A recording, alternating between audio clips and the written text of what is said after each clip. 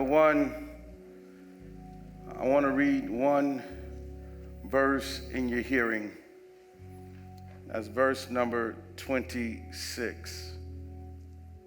Well, let me read 25 and 26 just for context.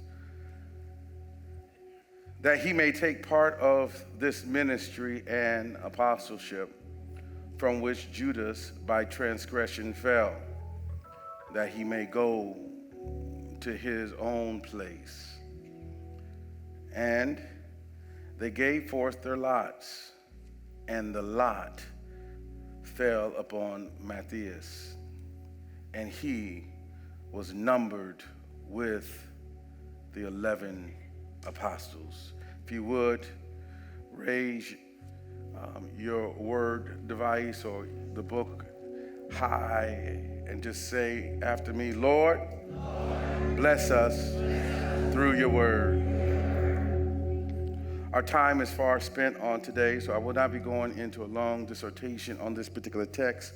I would like to use, however, for my subject this morning, favored. All right, I'm going to try that again. Maybe you get a little bit more excited. Favored. Okay, maybe if I say it like this, look at your neighbor and tell them, I'm favored. Mm-hmm. Yeah, I'm favored. This is a very interesting text because as we go into what is called the church dispensation, we see this dialogue going on at the end of chapter number 1, where they felt like the first order of the day was to replace Judas. Jesus had went and selected 12, and they felt like every seat needed to be filled as they went forth. However, 2 names rose up amongst the people, and they had to choose which one is the one that is called. May I submit to you an idea that we probably don't look at it this way, but you have to understand God is in the process. I didn't get too much help. Maybe if you tell somebody else, look at somebody and say, God is in the process.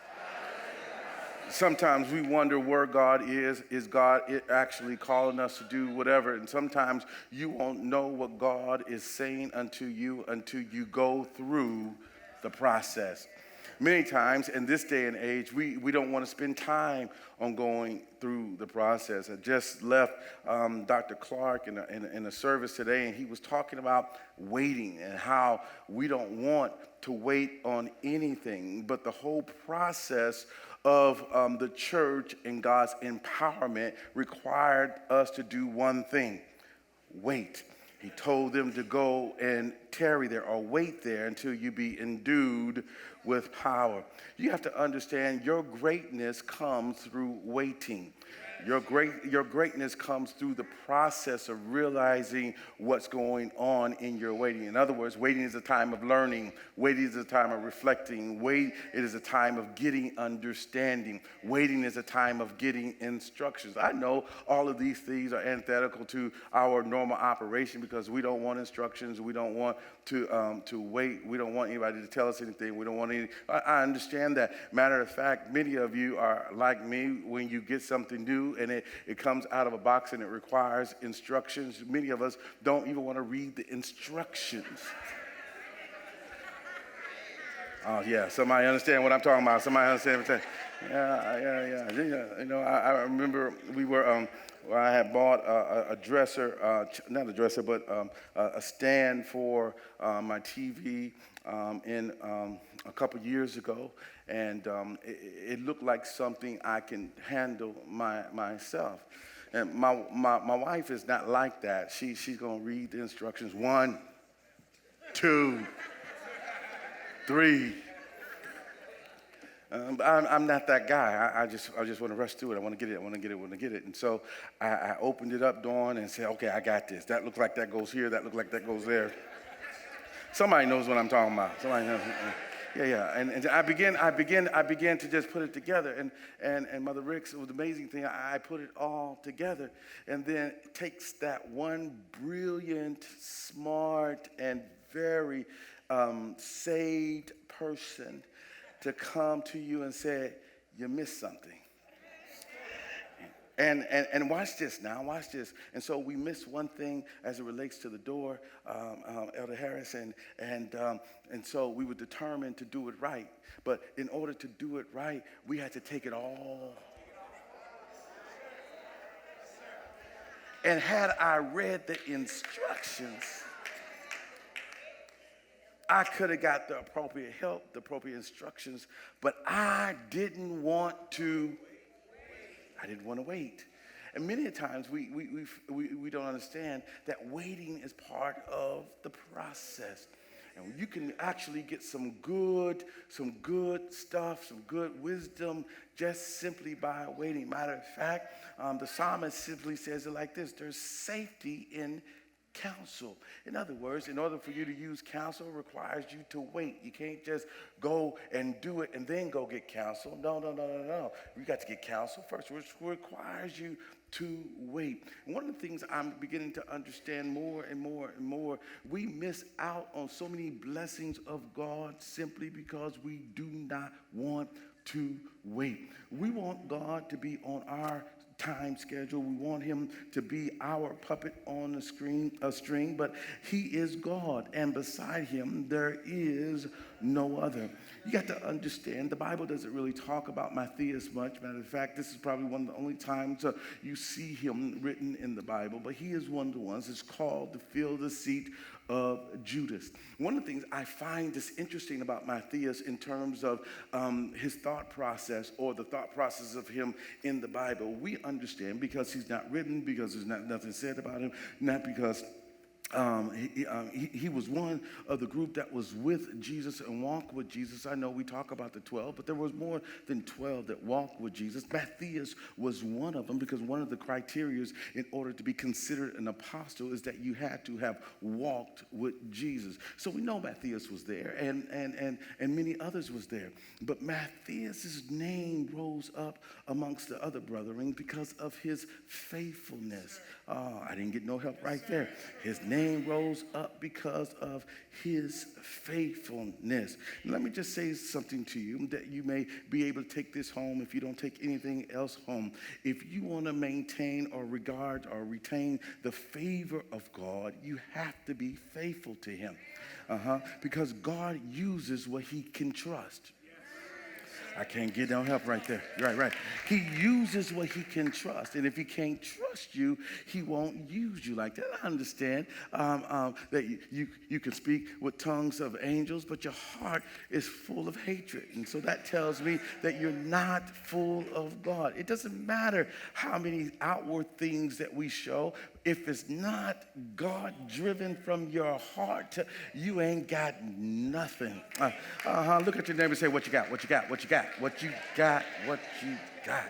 You got to understand that God places something on us that is uniquely different than anything else. Man, when he marries a wife, gives woman his name, gives children his name, and he gives them uniquely his, and it's based upon who he is, his character, of what he is. And when we see the offsprings of the man, it should reflect the man himself. But God doesn't just give you his name, but he gives you something else that comes along with his name, and that's favor.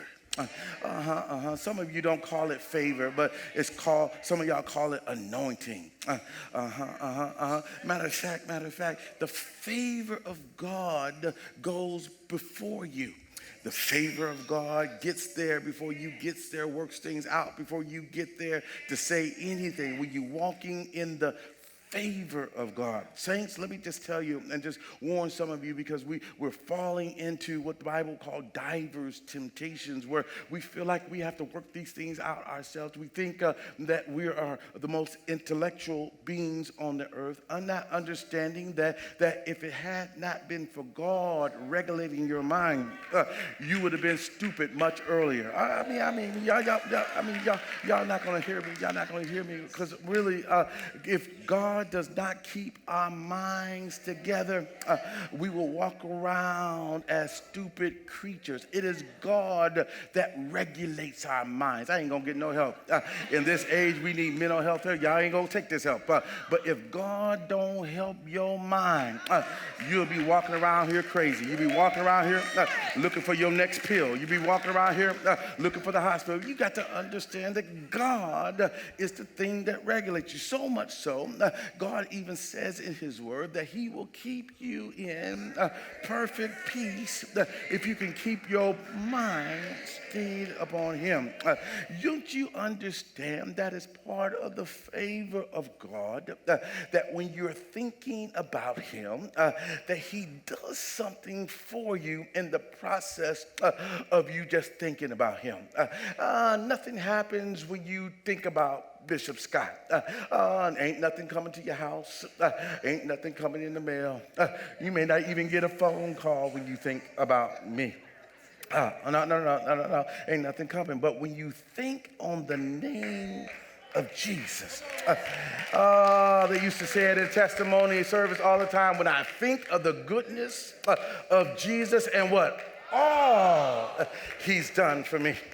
You can't just sit there and do nothing. You can't just sit there and not say nothing. You can't just sit there and not want to move, squirm, jump, shout.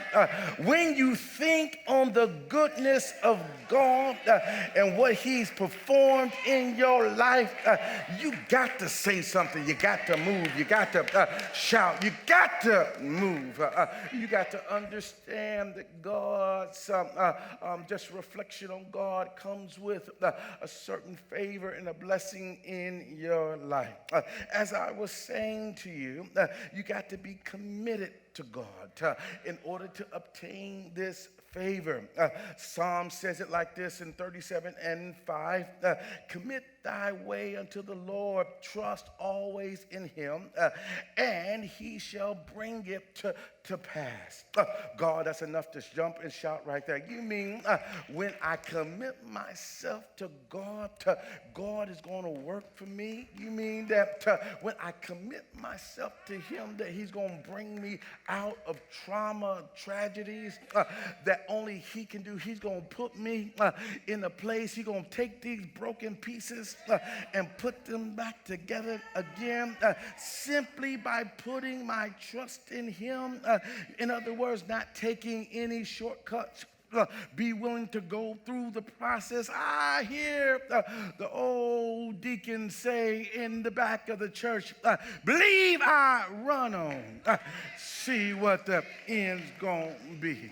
You got to understand, you got to be committed to God no matter what's going on in your life. If you want God's favor to work in your life, you can't afford to be tossed about by every wind and doctrine. I think this is a good place for me to pause right there. We got a lot of things going on. A lot of people saying a lot of different things. But we got to get back to some old-fashioned Bible basics because time is running out, y'all.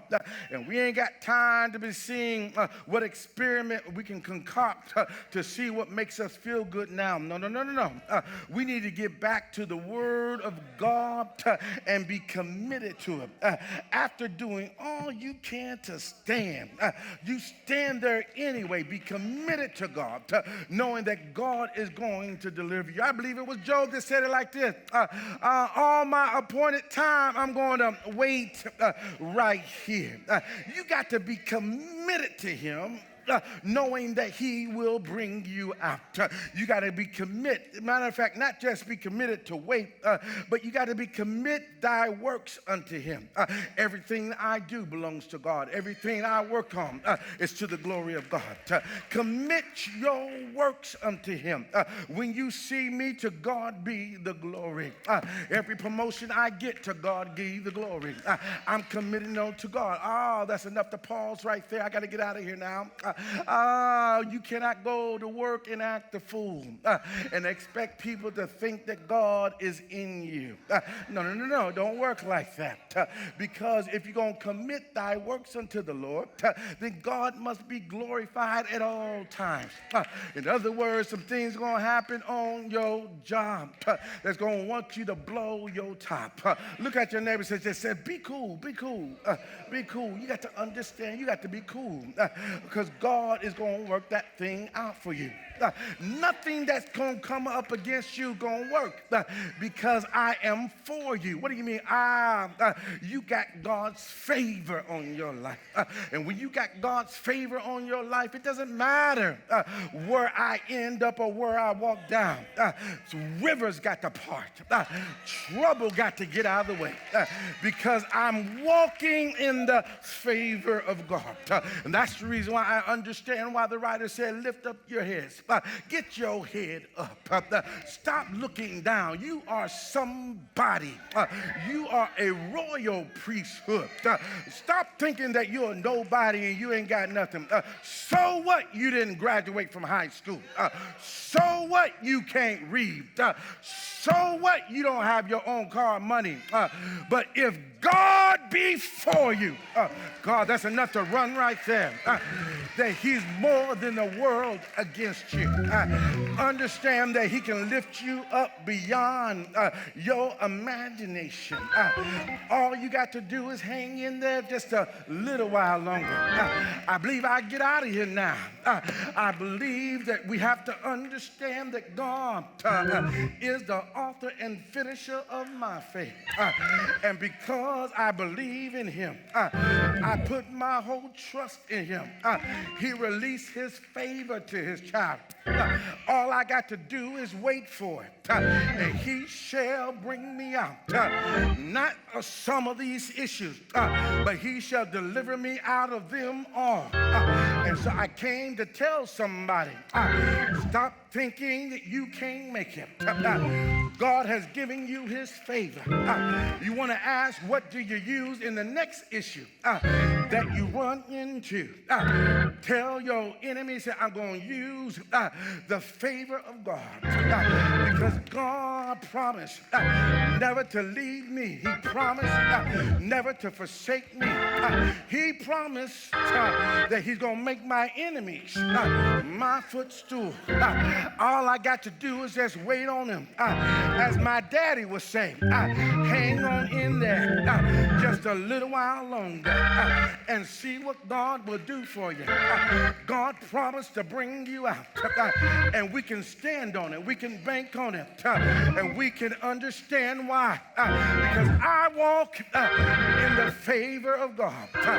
You're not looking just anybody. I walk in the favor of God. So what? I don't have what the rich man had. I hear the guy say at the gate, silver and gold have I none, but such as I have, give I thee. As long as I got Jesus, he shall deliver me. I got his favor. I got one other thing that he promised to give me. He said, I'm going to send you another comforter. And he says, with this comforter, greater works shall you do in my name. Told them at the head of Acts chapter number 1, I need you to go to Jerusalem and tarry there until you be endued with power from on high. Oh, Lord. I came to tell somebody this favor I'm talking about brings power. Power to cast out demons. Power to heal the sick. Power to raise up the dead. Power to speak those things as if they were. By faith, God shall give us the desires of our heart. Simply by delighting ourselves in him. I came to tell somebody that you need God's favor to walk with you, to talk with you, to keep you regulated. And Brother Bams, when you feel like giving up, when you feel like turning back, when you feel like saying, what's the use? I need you to think about that favor. God's given me something greater than this. Paul said it like this: greater is he that's in you than he that's in the world. Tell yourself we can't give up now. Tell yourself we can't turn around now. Tell yourself I'm better now. I'm better for going through it, not going around it, not going over it, but I'm better when God takes me through it, because I can see what God is to me. I can see his favor on my life. And people don't want you to know what you got in your pockets. They don't want you to know what's in your heart. I came to remind him that if you got Jesus on your side, you can look at the serpent and say, get behind me, Satan. The Lord rebuke you, and so do I, because God has given me favor. God has given me dominion. God has given me power, favor to pray over my children, favor to pray over my husband, favor to pray over my family, favor to pray in my job, favor to talk to my loan agent, favor to talk to my doctor, favor.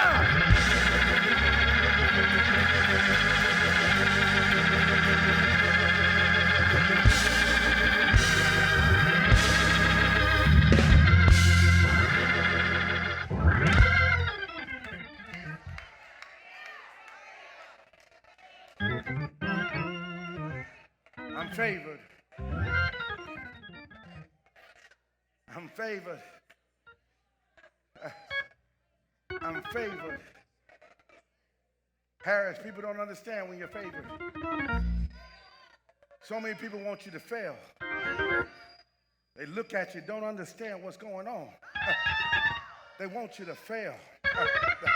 They see your Facebook posting, and they say that can't be going on. But they ain't got to understand what God is trying to do in your life. God said, I'm going to put you before great men and women. God said that people won't understand. But if you stay committed to me, I'll blow your mind with my favor. Son, I'm trying to drop the mic, but it keeps hanging to my ear.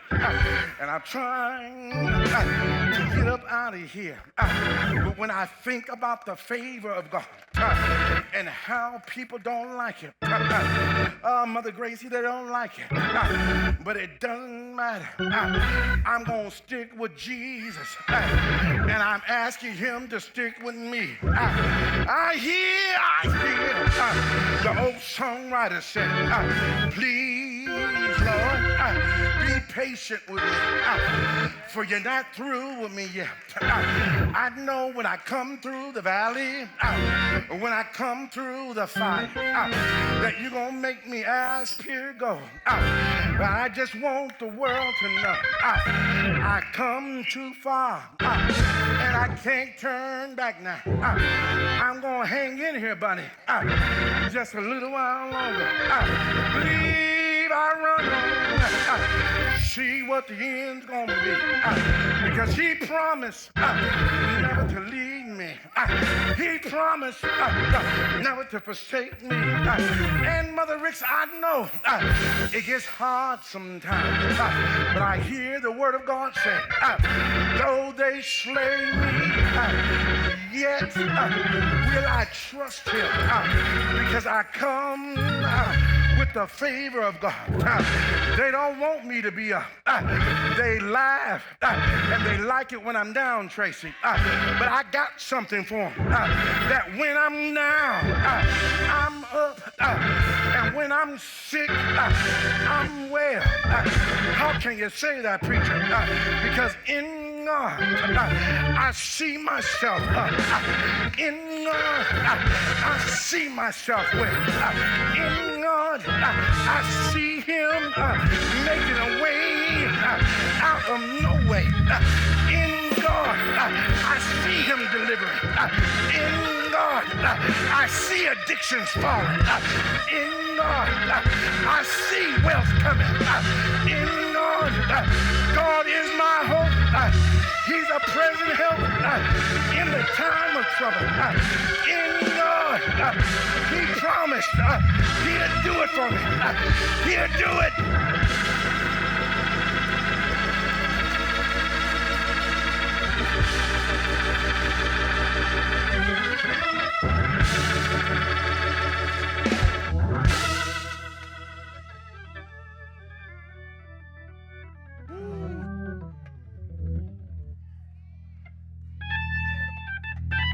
The blessing of the Lord is here. The blessing of the Lord is here. I can feel it in the atmosphere. For the blessing of the Lord is here. The blessing of the Lord is here. See, that's what the favorite people say. Not only do they say that, they say this. The power of the Lord is here. The power of the Lord is here. Watch this now. I feel it in the atmosphere. The power of the Lord is here. The power of the Lord, it is here. Yeah. That's how you say it. That's how you say it when you're alone. And then it gets good to you, Shauna. And then you say, Tim, give me a beat. And then they give it to you. And then you say, the blessing of the Lord is here. The blessing of the Lord is here. Yeah. I feel it in the atmosphere. Come on, church. The blessing of the Lord.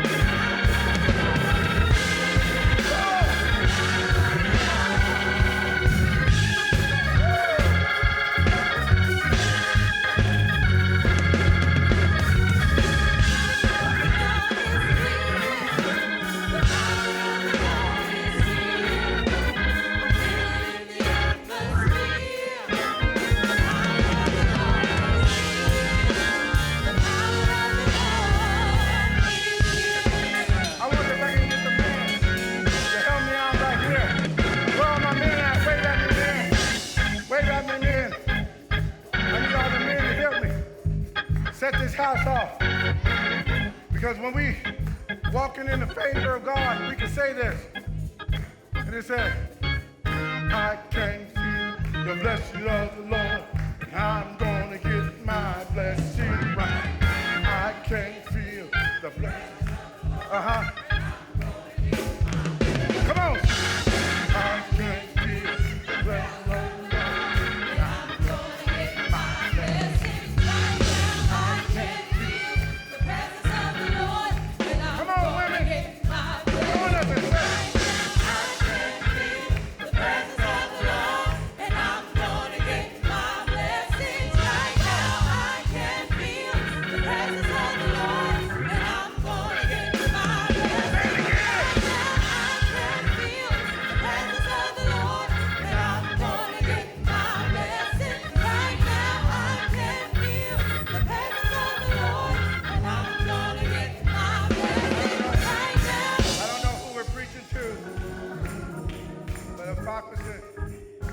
pastor is coming.